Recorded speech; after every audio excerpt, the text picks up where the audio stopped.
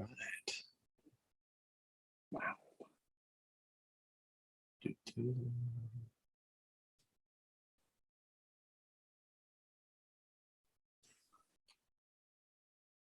It's Thursday. You know what that means, Warriors. That means it's time for New Dimension Comics Presents the Toddcast.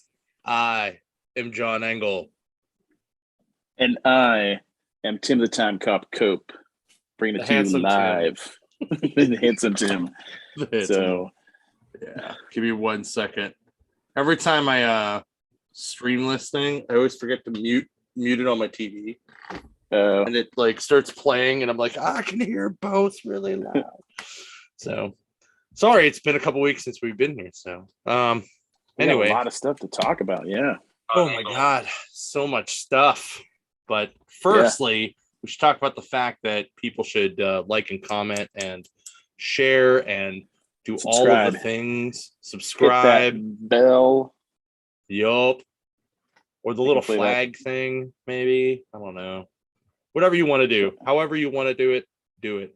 We've had a lot of great feedback. I've had a lot of great feedback in multiple stores from multiple people about the show. So awesome. I want to thank everybody who watches and listens and chimes in and hangs out, because we listen, we care, we love you. We're becoming pros. Oh my God, people love us. They like us. They really like us. So all right, well, while we're doing that, I guess a little bit of housekeeping. Not a lot, because we're running toward the end of the year, and I don't actually have a couple events set up, but the next one we have is the Fearscape Vendor Fest up in Elwood City. It's actually at the warehouse in concession with the Fearscape Haunted House and haunted attractions that are right beside us in the basement of one of the warehouses. So go check that out. It's a scary, fun time. And a lot of the vendors are not your traditional vendors that you think of.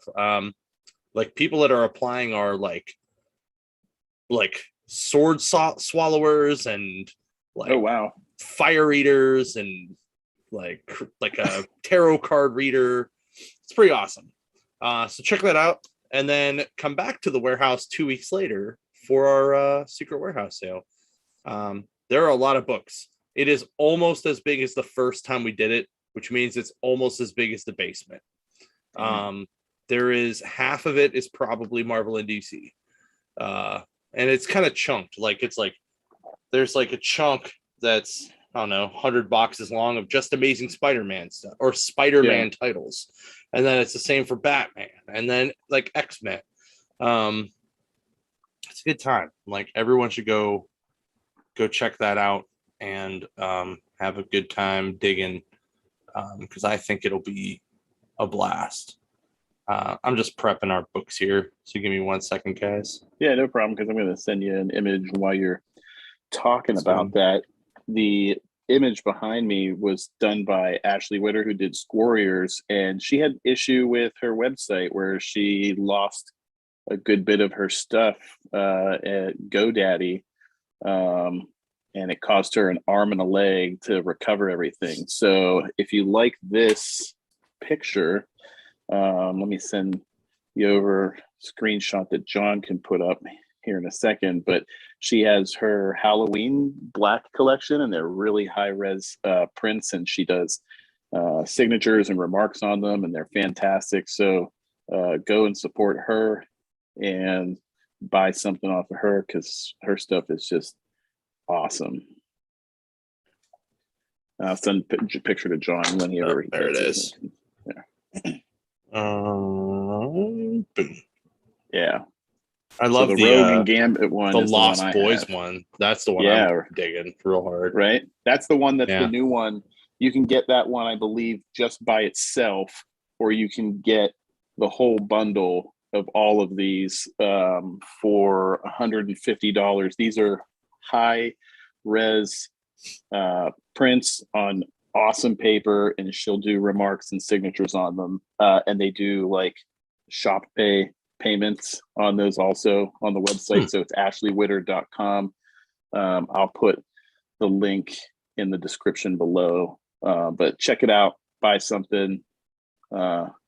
help her get some of that money back that they stole from her at GoDaddy. Because GoDaddy is shit.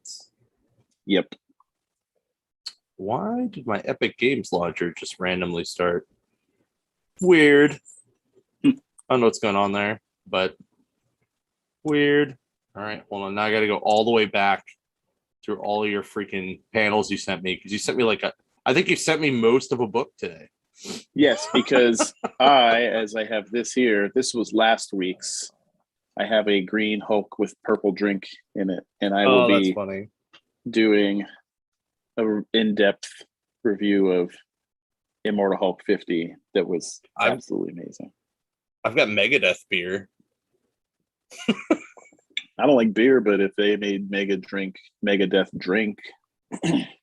just like a random Megadeth energy drink or something, like that'd be awesome. That would be awesome, actually.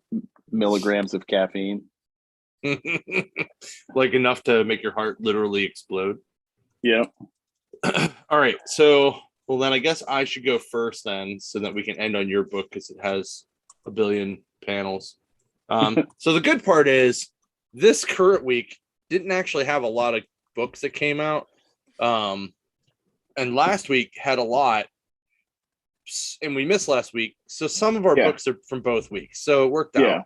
And then also, I guess before we get into this, just so you guys know, you might see a couple of us down at Baltimore Comic-Con this weekend. We're going to be walking around, hanging out. So make sure that you guys stop and say hi if you see a Three Rivers Comic-Con shirt, especially if you see this fat mug with a mask over his face, because you got to wear your mask the whole time. Or at the Ringos, or at the bar across the street. Any of those things, totally cool.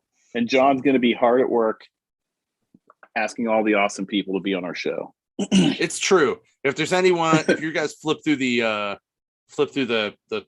lineup of who's going to be there, and you really want one of those guys to be on this show or come to our convention, or both, let me know.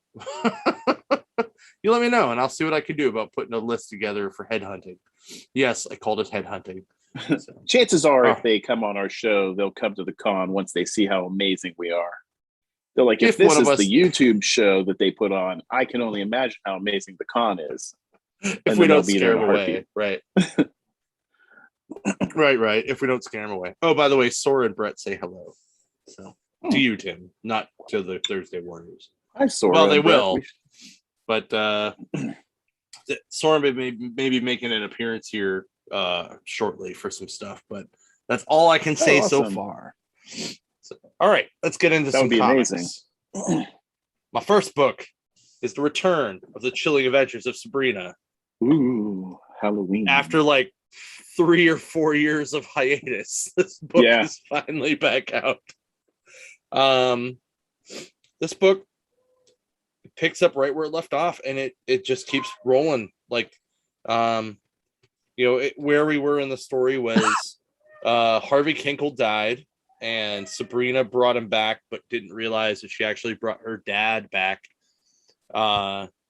So the idea was that she has to kill someone else in order to keep him alive. But that's because her dad told her that, not because it's actually Harvey. So you see like actual Satan, or Edward Spellman in Kinkle's body, like talking to like a demon, and then having sex with the demon, and then going to school and having sex with his ex-girlfriend. And one of the ex-girlfriends like, "What's going on with you and Spellman?" He's like, "Oh, our situation's changing. That's all I'm gonna say." But it is Robert Hack art, kicking its ass everywhere. It's beautiful. I love his work. It works out. Like, I'm just so glad this book is back. Like, it's not even funny. And then there's also such a great style. Yeah. And if you like the TV show, there's one going to be called The Occult. The Occult's something. Hold on, it's in the back. Pencil. Oh, that's Cobra Kai. The Occult World of Sabrina, which is going to be a continuation of the TV show, which I don't know how they're going to work because she's technically dead in the TV show. But she is going to be on Riverdale. So, I didn't even know that was still on. It starts, I think, next week, and it's 6 episodes. And I think this is. I don't know if this is the final season, but it's definitely close. I'll check while you do your book. It could be the end of a lot of CW shows after this bombshell Ruby Rose dropped the other day. Well, there's some dude that came out that said he worked on there that backed the Warner Brothers side. So I think somewhere in the middle is the truth. And that's just my opinion. But I'm sure feel she's a little hurt because of how her injury and everything that happened, so that probably makes her a little more sour. But yeah, I believe you're probably right. Probably down the middle somewhere. All right. Boom. Boom. Superman, son of Kal-El. I'm super. I enjoy this book a lot. Son of Kal-El. Kal-El. Son of Kal-El. Tom Taylor, great writer. And who was the artist? I have Tim's. Jon Tim's is the artist. Well, he's the artist for 1 through 3, and then they put his name on the top, and then he's not the artist in issue 4. Which, if you're doing a 5-issue miniseries, I don't see why you can't have the same artist do all 5 issues. I just don't understand. It drives me nuts when they switch artists in the middle of a storyline, but whatever. And then they also have colors by Gabe El Taib, who will no longer be working with Marvel, if you haven't heard, because he joined the Poopy Comicsgate people. And DC put out that statement that said they will be blacklisting anybody that associates themselves with Comicsgate. So he will no longer be working for them. But as far as the book goes, this is it's a cool book. I didn't know a lot of this centers around the reason that it's called Superman, Son of Kal-El, is because Jonathan Kent is going to be the new Superman. I don't know if that's for the foreseeable future or what, but Superman is leaving Earth for a while because people in space need him. And his son is going to be like the Earth Superman, similar to like, I feel I'm getting a Batman Inc. vibe.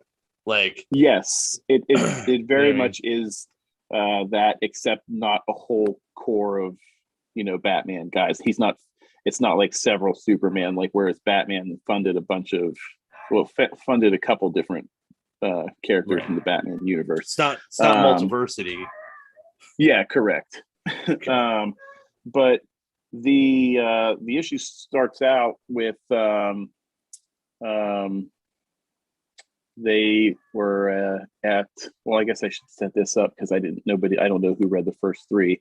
Jonathan Kent ends up he's going to college, and he meets this guy who runs this podcast called The Truth, and they're trying to help people all over the world. And there's this terrible dictator dude in another country. His name's Henry Bendix, and he is the president of Gamora, but with 2 A's on the end. Or Gamora.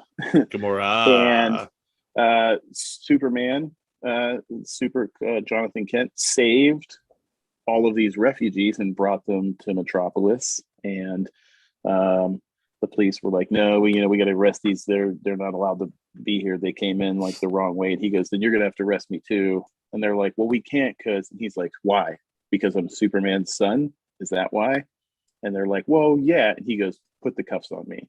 So he gets arrested. His dad breaks him out after about 45 minutes. And this picks up right when they're having dinner on the farm with Ma and Pa Kent, who I had no clue were alive. And I had to look up and see how they were alive. And there was that one shot that was called Superman Villains. And apparently that's where they came back into the fold. And it was something to do with a tie-in with Doomsday Clock, when Dr. Manhattan had that heart-to-heart with Superman. and they kind of merge those universes, I guess, together. Hold on. Yeah. So the Kal-El in this universe is not the one from the original Rebirth run then? No, this is the Rebirth. Well, they're calling it Son of Kal-El, so this is Jonathan Kent. Right. But what I'm saying Superman is that Rebirth Superman. That Clark and Lois, though, were not using the last name Kent because they didn't want people to know they were back. So, yes. And I was pretty positive Mom and Pa Kent were dead. But then they were, and then when Superman came out and revealed his identity to the world, that's when that's when that changed. Happened. Right. Yeah, so he revealed who he was. Yep. And I guess during that Superman Villains one shot, they explained how something in the Doomsday Clock storyline ended up bringing back his parents or something. So they're having dinner, and this Bendix dude who sounds like Bendis ends up throwing a powered person at the farm whose power is basically like gravity. And the powered person, they call them post-humans, which I think is weird. So it went from metahumans to post-humans. And he saves them. This was a screen of the Jon Tim's art, and I wanted you to see this compared to the other art and why it bums me out so much. But basically what happens in this issue is Jonathan Kent finds out that the guy that he met at college is also a post-human, and is using his powers with other people to try and use this podcast, The Truth, or radio station, The Truth, to save people. And he wants Superboy or Superman to join them. Superman takes all this evidence to Lois, and he's like, "Hey man, Mom, like check this out. Like they look at all this research," and she's like, "Wow, this is pretty impressive. Like they got a lot of research in this." And he's like, "I think I'm going to go to that country and talk to them. And I'm going to talk to that president." She's like, "You can't just go and like beat up the president of another country." He's like, "Well, I'm Superman, so I kind of can." And he's like, "But I'm just going to go to talk." She's like, "Just be careful." So he flies over, and the president's standing there waiting. And he's like, "They told me you were coming, but I didn't think you were stupid enough to come." And he asks him several questions, and the president lies, and Superman reveals, he's like, "I'm reading your heart rate and everything." He's like, "I got all the answers I need," and he left. And then the issue ends. So it's been a fun story. It's kind of making me wish it would go beyond 5 issues, but maybe this is just, if Superman's going to be gone for a while, maybe this is just the setup for a long-term thing. It also has the feel of, if I remember correctly, when they were talking about like the 5G event of all the young heroes taking the place of the superheroes. Yeah. I thought they had canceled that, but now it's starting to feel like, when you look at these other titles, because they have I Am Batman, who is going to maybe be taking Batman's place. And then you've got this other Wonder Woman, and now you've got Superman being replaced by his son, and then Aqualad has his book. So it's starting to feel like maybe they are going to go that direction and replace the mainstream heroes for a while with the younger versions. Or we might see them become like they might be the Justice League, and then we just might get independent issues from the other stuff. Maybe, you know what I mean? Yeah. Because they kind of did that pre-52, where like the Titans kind of became the Justice League for a while. Yeah, which was awesome. So do the Young Justice League instead of right. like Young Avengers, just Young Justice League. YJO. Right. So you sent me another. So this is one out of this book, right? So this first screenshot is from the first issue. Okay. The next screenshot is from the current issue. See what Oh, I'm saying? Yeah. And this is what bums me out because you got a good story and then 4 issues out of 5 and you're going to jump to this kind of artwork and coloring. And it's not that it's terrible, but it's not super great. The eyes look really awkward. It's very I like mean, anime-ish, you know? the art's actually not that much different. It's mostly the coloring that kind of is jarringly different because it's a Yeah. lot more dull.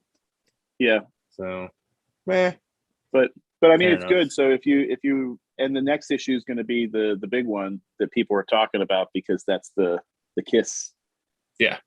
issue. So that'll be great. And I think that's great for DC for doing that and for comics and for people that want to have a big superhero. Don't just give me like some small hero that's, gay or bisexual that I can relate to. Give me a mainstream hero. So I think that's great that they'll have somebody that they can be like, that's my character right there. Yeah. I had somebody that was kind of like, I guess, annoyed that they were doing Mm-hmm. that.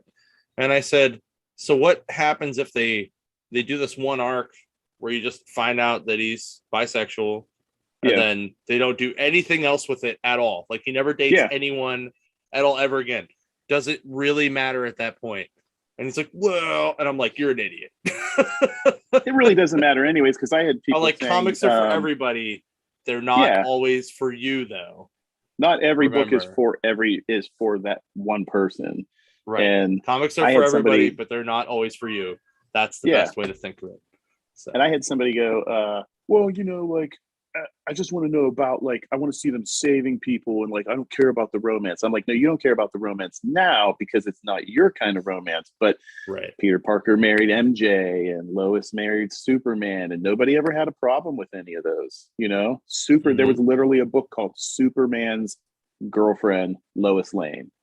Mm-hmm. There was a book called Love and Romance, you know? Yeah. So, but nobody had a problem with that. So I'm glad they're doing it. Good for DC for finally, making the changes and catching up and Well, I mean, read they've this been like book. that for a while. Like, Batwoman had her own title for many years. Yeah. It seemed like there was And fighting internally, like that not everybody was on board.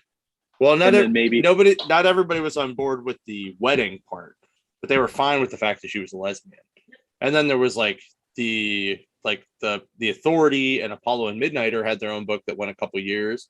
yeah, So the DC has done good strides, not quite as many as Marvel, but they've done yeah, good strides. I just like it when like people just write what they want to write, and it comes exactly. out, and If it's you like it's it, you like it. almost If you don't, you don't. Pick another book. it's almost more like the same exact principle as a Comicscape person, because their whole thing is always, just want to work on what I want to work on. And Yeah, it's like, but if comics are forever, like, so sure, these guys want to work on this, so why are you going to yeah, give them crap about this? It's no, you want to work on your specific agenda, which is yeah. different. So it's it's just dumb. I Knowing just Tom wish people Taylor, would I go, guarantee you nobody put him up to this. He yeah. probably pitched it himself, knowing Yeah. Tom Taylor. He is a great writer, and kudos to him for doing that. So, My favorite thing I saw, and this will be the last thing we talk about with this, so we can keep moving. Somebody had shared some screenshot where some guy was complaining about it and complaining about the Superboy thing, and then was like, "I'm just gonna read really good books like Nightwing," and I'm just like, the book that Tom Taylor's also writing, yeah, whatever. So, yep, all right, yeah, moving on. Getting off the political pedestal because we need to keep moving. All right. yeah, My second book is Second Coming, Only Begotten Son, number 6. So talk about, like, this was like 2 weeks of books that finished off run, or like kicked back on runs for me that have been missing for literally years. Sabrina was like 3 or 4 years. This book was 2. And it's the final issue of the story arc.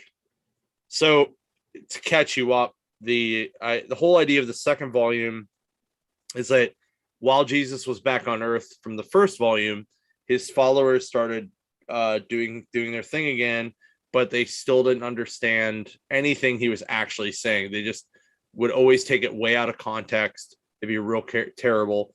So this book starts out with like this rabbi and two other, I guess it's a bunch of rabbis, like being like, this oven sucks because it was built with sand, so all the bread that is baked in it tastes like ass. And they're like, and the one rabbi, well, it might just be a shitty oven, but nowhere in the Torah is it supposed to be say that you're supposed to, the use of sand is forbidden. So how is it impure? So then he keeps being like, if it's impure, like we should get a sign. This tree should give us a sign. And then like a tree blows up. And then it's like, this goat should give us a sign. And the goat flies into the sky. And then it's like, this building should give us a sign. And the whole building crumbles around him. And then we'll get back to that. So then we see Jesus and God walking through heaven. And like, he's trying to tell him like, the first time I went down there, they still kind of screwed it up. And now they're really screwing it up. And God talks about how, I get it. I went down there one time after you were, after you came back, and I went down there one time to kind of mess with or to see what's going on. And it was that same situation. And eventually that one rabbi was like, and God should just tell us. And he's like, yeah, that oven's pretty shitty. And they're like, whoa, it's God. And then the Superman character, what's his name? Sun something. He ends up going to talk to basically like a dictator, and the dictator gives him like tries to basically use kryptonite on him, and it doesn't work. So as he's trying to fly this criminal back to the US, his wife calls and is like, dude, we're having the baby right now. And he's like, I have this guy that I can't really just drop off in the middle of the ocean. She's like, get your ass here now. As in a very Lois Lane type style thing. So you kind of see that like you kind of see God and Jesus kind of be more together. Like they actually kind of start seeing eye to eye, which they didn't in the beginning of the book. Which is the whole reason that this book exists, is like God wants Jesus to be worshipped more like a god, like Superman, like the Superman character is. So he gives them to him as a like stepson and learn from the guy to be popular like that. And it goes into this really hilarious thing. Then there's like a weird side story where these two older people are in heaven, and they're just sitting on a bench talking about what there is to do in heaven. And this old guy's like, I don't really like to do anything because like I really wanted to get into heaven, and now that I'm here, they just keep giving me these tickets, and they're Ramones tickets because most of the Ramones are dead. Or at least most of the original Ramones are dead. Yeah. So the super couple has a baby, and Jesus tells his followers to, so he says, the guy says to him, we're so glad you came back, Lord. Jesus says, well, our work is not done yet. As you go into the world, you may not always get it right. So if you stand for anything, let it be this, that mistakes are not final. We may never arrive at our own destination, but that does not mean we cannot make progress. And I thought that was a really good ending for this book. I think there is a third volume coming, but Ahoy, it was weird because like it was an Ahoy book, and for a while they were, we're gonna go to this other distributor, and then like nobody could find any of their shit for like a year. And now they're back, so it's good. It's good. I dig it. All right, your second book, Japan. Make this one quick since I'll probably talk a lot about Hulk. So at the end of issue 2, Magneto says, I killed Scarlet Witch. And then she's like, oh, but I'm here. And she comes out from like the bushes. Mystique's like, oh, this should be interesting. And she kind of fades away. And Vision's like, what? What's going on? And she gives him a big kiss. And that's where this one picks up. And he's like, this is so weird. Like, I just got you back, but like, I just buried my other wife. And she's like, other wife? And she doesn't know what's going on. And they're like, what happened to you? Where were you? And she's like, I don't know. And they're doing the whole like, Scarlet Witch is back, but guess what? Her memory's gone again. And that part kind of drives me nuts a little bit. I'm going to see it out and see, because I feel like there's definitely some Charles Xavier like head games going on here for all three issues, because things are very inconsistent and it just seems too consistently inconsistent to be an error in the writing. Yeah. So she meets her kids and she's like, I have no clue who you are. And so Rachel Summers, Jean Grey, they kind of probe her mind and they're like, yeah, it looks like she's resurrected. Like this was a resurrected version, but I thought we said in the protocols, like we wouldn't resurrect her. And well, somebody did. Well, how do we get her up to speed? Okay, I'll give her the talking points real quick. That's the next panel, I think, where they just like, hey, here's like House of M, and here's all, when you were a Dark Scarlet Witch, and all these different things. And she's like, whoa, this is crazy. Like this happened. And then she's caught up, and she ends up, there's a really weird page where it pops up and it says to turn the wheel. And it looked like it was an advertisement. And then you turn the page and all of a sudden the Scarlet Witch is in this it's a mind verse or something.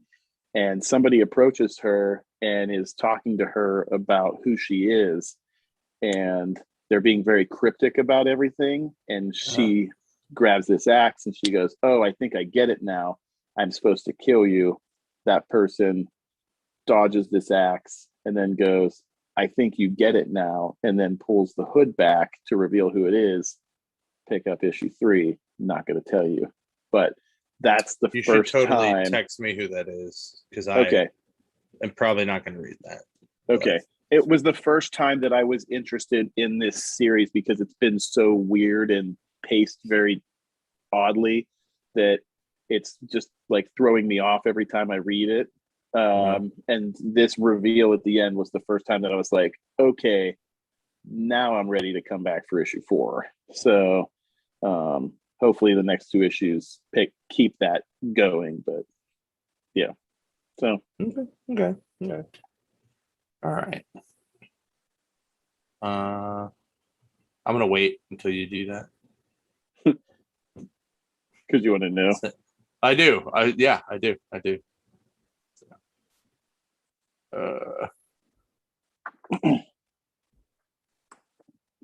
Oh. Yeah. Interesting. Yeah. All right. Like, okay. I'm now like, I'm still like, oh, God damn it. I don't know if I want to read this, but now I'm a little more hopeful to read it. But that's kind of like my feeling on it. So. Okay.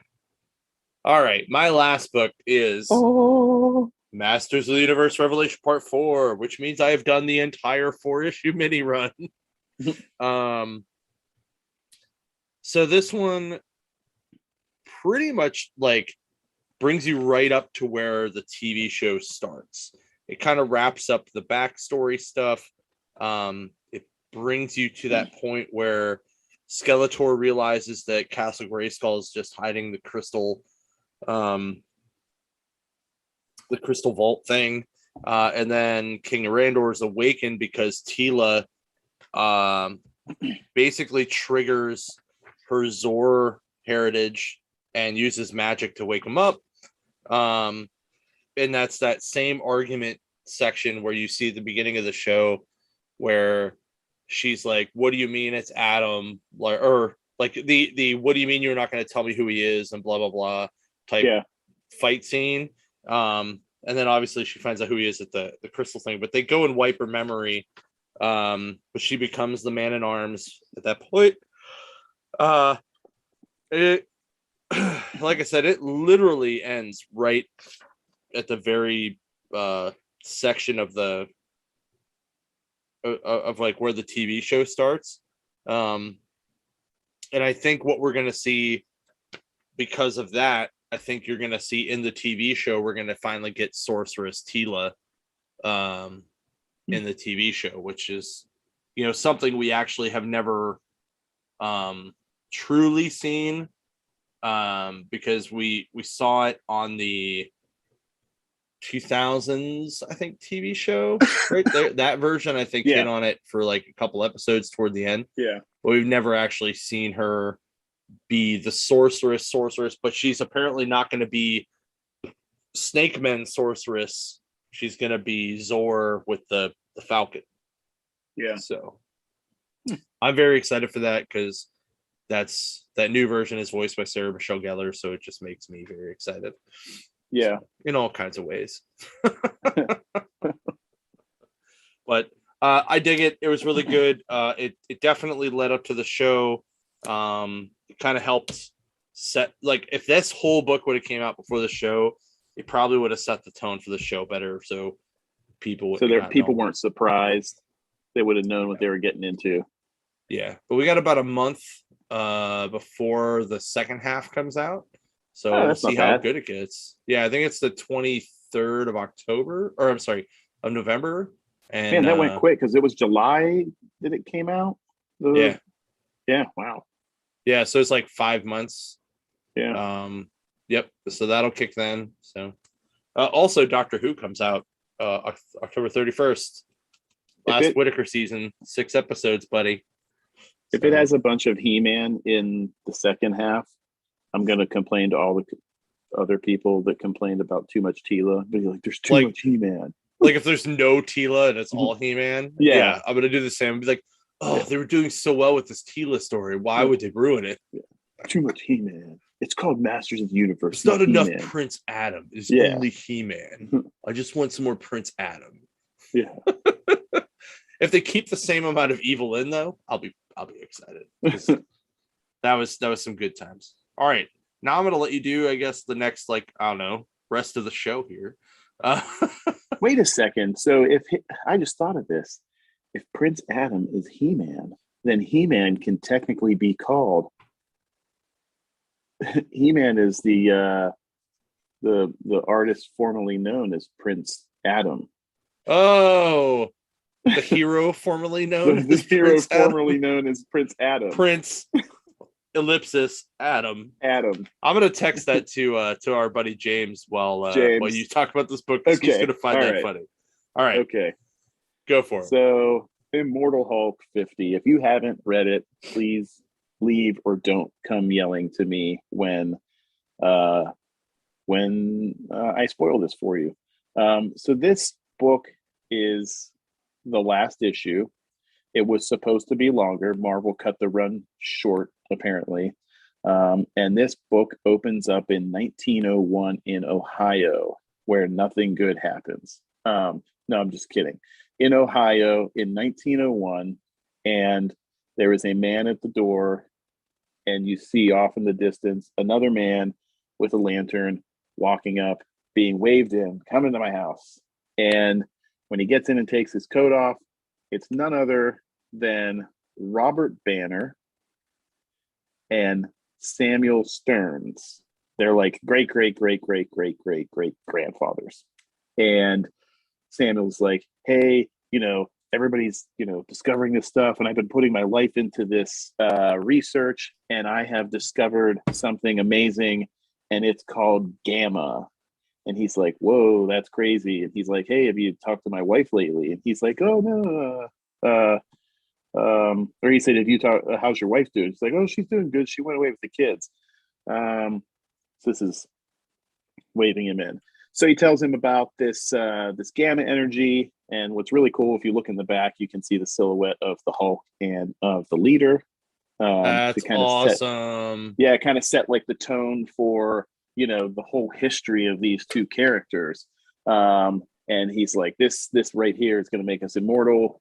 And the story jumps around back and forth, but you're getting little bits.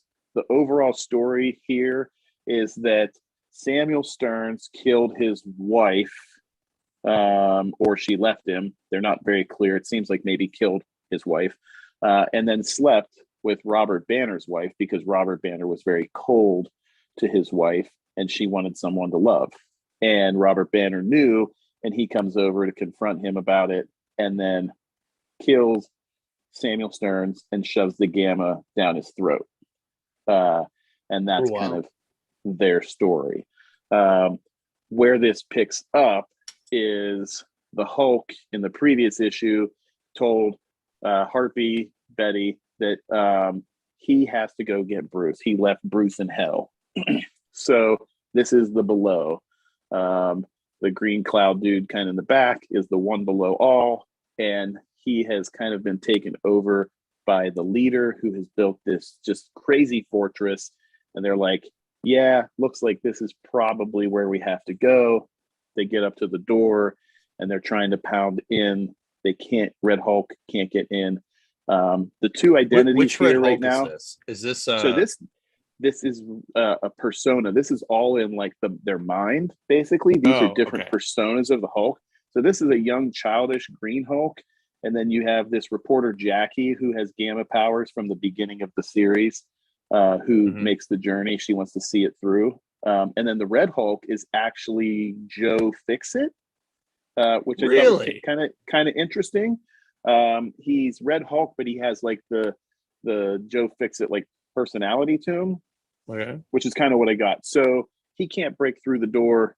Green Hulk comes up, he breaks in, he falls through, the door closes, and it turns out that they're like, yeah, this is probably a trap, because if I couldn't get in, but Green Hulk, who's being a baby, and let's stay on this panel for a second, if Green Hulk can get in, this is probably a trap. So Green Hulk gets in, doors closed, he comes face to face with Jarella, who was his old love from way back in like the 200s. And when it was, I forget who did the run, but it was one of the other famous runs where Hulk went to the microverse. They wanted to see how that went. So he's confronted with her, but none of these people that they're all hollow shells of themselves. They have no eyes and they're all hollow. And he's kind of following her around. Red Hulk's on the outside. He's trying to bust in. And in the next panel, he breaks through. And when the Red Hulk breaks through, he comes face to face with Mike Berenghetti, who was the guy that gave him the name Joe Fixit. So this was the guy when Joe Fixit was in Las Vegas that hired Joe Fixit and was kind of like a dad to him. And he said, hey, at one point, you're messing everything up because you're so big and you're kind of an oaf, and I appreciate you protecting me and stuff, but I need you to go. And Joe Fixit leaves him, but it leaves Berenghetti unprotected, and he ends up dead. He ends up getting killed by his enemies. So now you've got Green Hulk and Red Hulk are climbing the stairs, but Green Hulk kind of has a little lead on the Red Hulk. When they finally catch up to him, the leader is at the top, and he has Green Hulk attached to him, and he's controlling Green Hulk through these tentacles that are kind of like attached to him, and he's making Green Hulk beat the absolute crap out of Red Hulk, which is saying something, because this Hulk is more childish and weak. And at this point, you have this Jackie who comes face to face with her father, and her power is she can see through gamma people, and she can see when there's gamma in people. And he's like, you're an amazing reporter. And she's like, I don't know where I fit into all this. And he's like, you're a reporter. He's like, you see things that nobody else sees. You can see through things. And she goes, yeah, that's right. I can see things.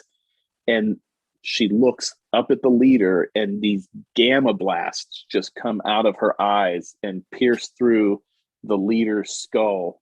and it exposes the heart, which is funny that the leader's heart is in his brain. It kind of makes sense for that character, for how much he loves how smart he is. And the two Hulks grab the heart, smash it down on the ground, and it's Samuel Stearns comes out. He no longer has any gamma powers whatsoever. Jackie is sensing that. And now the last step is to find Bruce. And they're looking up at the one below all, and they're like, "Who are you?" And the Hulk says, "You know, why is there Hulk? I want to know why I'm here. Who am I?" And you can see Bruce there is still attached to the one below all, and then also to the Devil Hulk that's dead. And then you find out, this is the great revelation. He speaks to him in kind of some riddles. He's never very like clear on things. He's clear to a point, but I think it's almost like they don't want to say too much. That way, if they want to come back and use this in some sense and twist it, they didn't define it fully. And you find out that the one below all is controlled by the one above all, who is essentially God. And he shows his face, and Red Hulk climbs up, and he's yelling at him. He's kind of like, "This is BS." He rips Banner down from where he's attached to the one below all, and the one above all reveals himself. And essentially what he tells the Hulks and Bruce is that you're here, you're my child, and you're here because you're the counterweight. A left hand that is justice needs a right hand that's mercy. For every good, there needs to be an evil, and vice versa. And I'm the good, and you are a direct descendant. Basically, you are an entity of me. So you find out that the Hulk is an opposite reaction entity of the one above all, who is just, like I said, essentially God. And you're like, this is insane. So you're saying the Hulk's the devil? He's not the devil, but he's, so, you know, the one above all talks about how when he builds things and things go wrong or things don't go right, that there has to be this destruction. And this destruction is what is needed so that the one above all can rebuild it and reshape it. But he can't do that if there's not a destruction.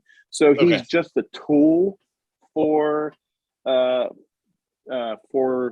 Hulk is just a tool for the one above all, essentially.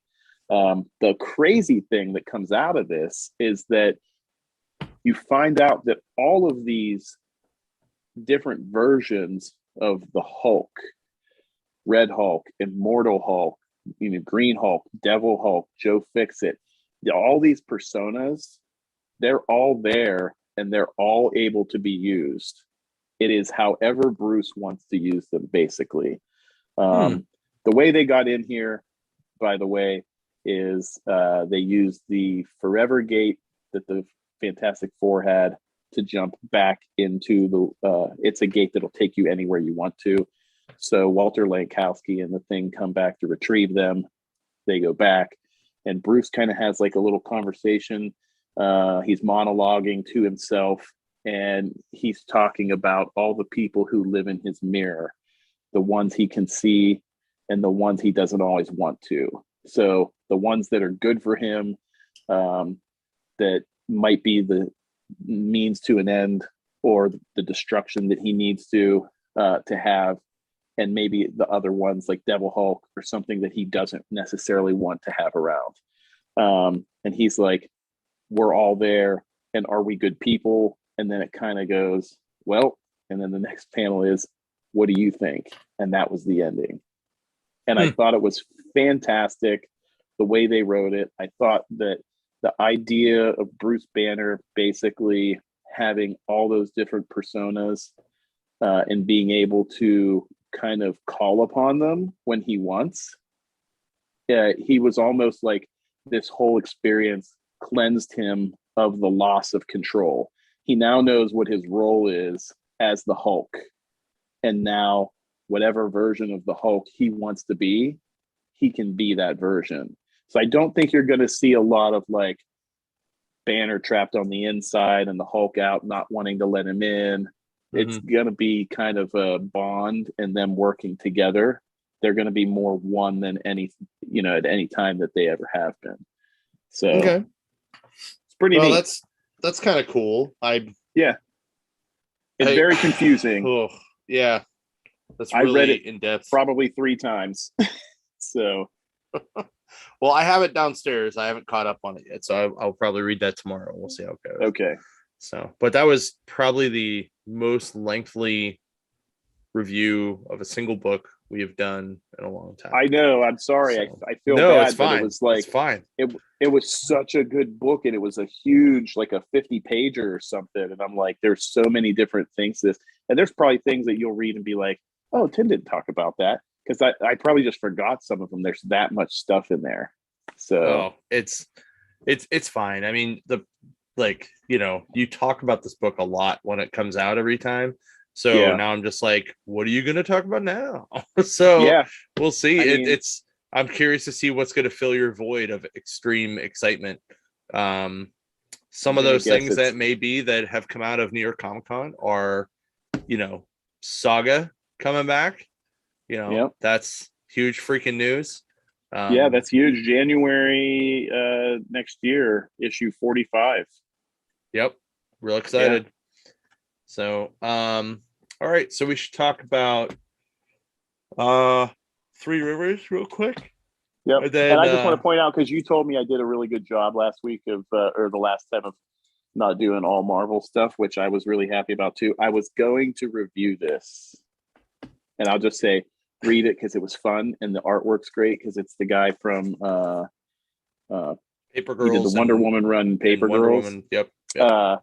It was a lot of fun. I was like, oh crap, I didn't do Hulk. We got to talk about Hulk. So that's why I didn't go over that one. Yeah. I would have done Catwoman, but there's no I'm time. sorry. Anyway, no, it's fine. Okay. I'm debating taking that Catwoman to Baltimore this weekend to see if I run into Cliff, have him sign it. But take 2, and then I'll just swap mine back. I'll see. I'd love to. Okay. Anyway, so we had our Three Rivers Light last weekend. I want to thank everybody even remotely involved. So obviously you would be that because we were pitching it on here, and you work at the waterfront. And I know you were pitching it there, and everybody that worked at the waterfront killed it. All the volunteer staff we had, Justin and Tim, who showed up as and Rachel and Bryant, who showed up as volunteer staff, and then Scott and Justin on the team, as well as Todd and Amanda. And then literally every artist and vendor and creator that showed up. Mike Gilbert for coming out. That was awesome. Everybody. It was great. The food trucks worked, the breweries worked. I don't actually think the breweries really brought in extra people. I just think they added more to the idea of concessions, right? Yeah. At least that was kind of how I felt. But obviously Saturday we had a little bit of rain, and everybody kind of had to wait a little bit to show up, really. But after 2 o'clock, it ran pretty well. They plowed into the store until about 2. Yeah. And then it kind of died at 2, and everybody went over to the show. Yeah. And we did our entire business days worth of business from 11 to 2. So yeah, and then it picked back up and was busy till about 7. So that was good. And then Sunday was pretty much the Sunday we had in May, except it was cold. But I just want to thank everybody that came out. That was so cool. It's always good to do that. And we're very excited about getting the June 4th and 5th show rolling. Can't wait. If you want to apply for that, you can do that at threeriverscomiccon.com if you're an artist or vendor. Or if you want tickets, you can also get them on there as well. Also, thank you everybody that came out to cosplay karaoke last weekend. We had a blast. You can watch the entire show in its entirety, start to finish, on our Facebook for Three Rivers Comic Con. Oh wow, check that out. All right, so Thanks really to Don that. Simpson for giving me that umbrella too. Oh yeah, yeah. So especially the tape around the handle. Yeah, Yeah. it's good times. Yeah. Um. So. So technically, right now, and this is probably why we have lower viewership because I bet a lot of people are doing this right now. So it's 6 p.m. today. The new Dune movie hit HBO and it also hit theaters. Oh, is that So today? yeah, 6 p.m. today, which means after this, I'm going to watch Dune. I Okay. watched the classic one this morning because it was my day Mhm. off, and I'm just like, oh man, this is really, oh man, it's so there's so much that goes on, Yeah. in it. And it's David. The original was David Finch, who, if you like Twin Peaks, it does have a Twin Peaks vibe to it, Mhm. which was great.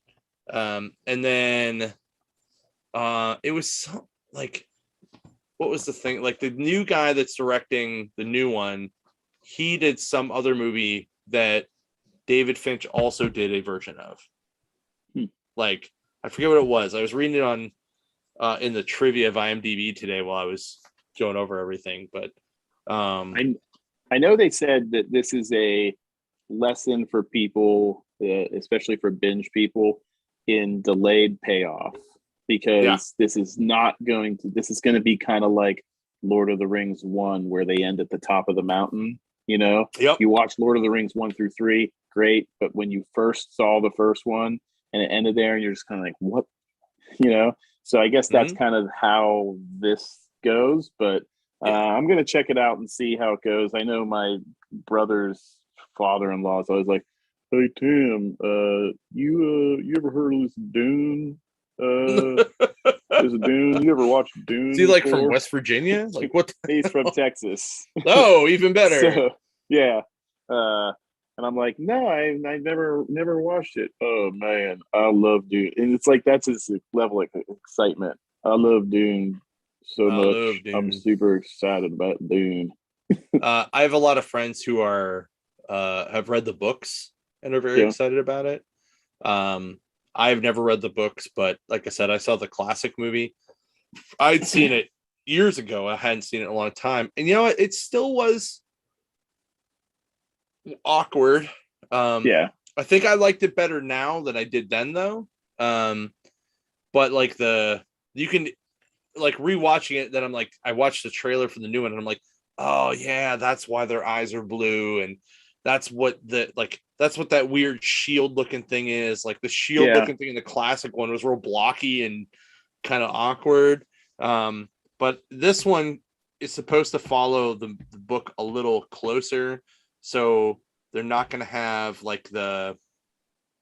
you're not supposed to have like the voice modulator weapons because that was Uh-huh. like in the original book it was more of like a almost like a kung fu martial arts style that could break the rocks and do all the stuff. Yeah. And then the uh like at the end of the first one, he makes it rain on their planet, like literally makes it rain, not just Yeah. um Yeah. but apparently that was a change from the book too that I never saw, but there were 3 or 4 books. And then the comic House Atreides had come out last summer as a prequel based Yeah. on the House Atreides book, which like sets up a lot of crazy shit actually that goes into this. Like if you, I kind of went down a bit of a rabbit hole and like it showed like family trees and how they were Oh connected and wow. stuff. And oh man, it was crazy. That's some Um, Hickman stuff there. it was kind of and like so this movie came out in what 81, 83, 83. Well, that was the second version. Was there a version before that? No, I think this was I the thought there first was two. version. I thought there was two other versions of. Well, there's a TV show version that came out in like Oh, the okay. 2000s. Was on Okay. Sci-Fi that did regular Dune for the first season, and then it did Messiah and uh whatever the third book was together as the Okay. second season. So the I forgot what I was gonna say now. Fuck. Anyway, Sorry. I'm just really Yeah. excited about it. Oh no, that's what I meant. So watching it, I'm like, man, this really has like a Star Wars Highlander 1 vibe to it. Yeah. Like almost like it could have been a John Carter of Mars thing, but like, I'm like, I think they used that same worm as the worm in like Empire Strikes Back. Like, I'm pretty Yeah. sure that sandworm is the same worm that we see here. But anyway, we're gonna give a full review next week because I'm pretty pumped to see it.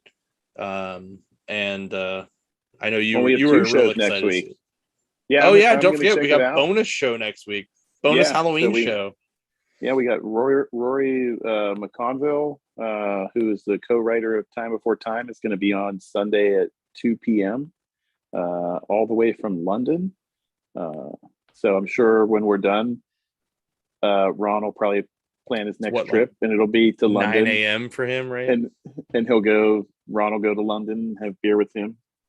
Have him sign the same book.